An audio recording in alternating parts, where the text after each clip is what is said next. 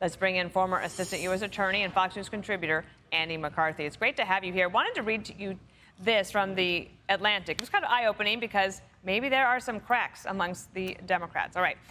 Sarah Chase writes this: not illegal, but clearly wrong. The biggest problem with Hunter Biden's access peddling business may have been that his father, the president, thought it was fine. Do you think that an inquiry can be opened up if there's not clear illegal activity? Well, we know, Dana, that the Democrats, when they controlled the House in 2019, actually filed articles of impeachment against President Trump under circumstances where they didn't have a penal offense, a crime.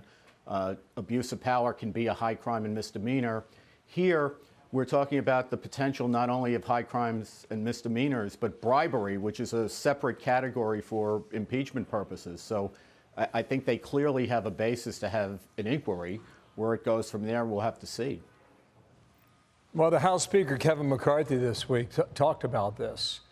And I guess there's a legal question here, Andy, and there's a political question. I think some people within the Republican Party of the House don't want to go there, and others clearly do. But McCarthy made the point the other day that if they pursue the inquiry, they can gain access to all kinds of bank records and paperwork and information. And that's really where you got to go for this investigation, do you not? Yeah, I agree with that, Bill. I think that what Speaker McCarthy is trying to do is crystallize an issue, which is that the White House and the Biden administration and the agencies connected to the administration are withholding information from Congress. And what he needs to do in terms of the inquiry, which doesn't obligate them to do anything other than continue their investigation, is just stand on the principle that the executive branch can't withhold this information from Congress. And that ought to be something that every Republican can agree with, even if they don't want to go down the impeachment road, which is a long way from now. Time this out for us, Andy. An inquiry could last however long. Investigation, the impeachment process, if that were to actually come to that, it could take X amount of time. And now you're right, maybe smack dab in the middle of the 2024 election.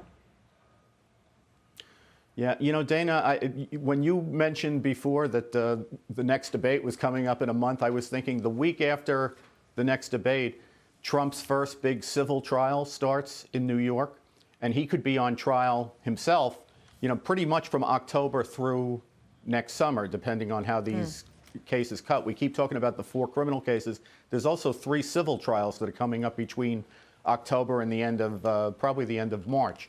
So, you know, I think there's going to be a lot of pressure especially from Trump supporters in the House, that if the Biden investigation is going anywhere, it ought to be a parallel investigation to what's going on with Trump. I think there'll be a lot of pressure to say, you know, if Democrats are going to put Trump through these paces, that the Biden investigation is going to be ratcheted up. I just think that's the way our politics works.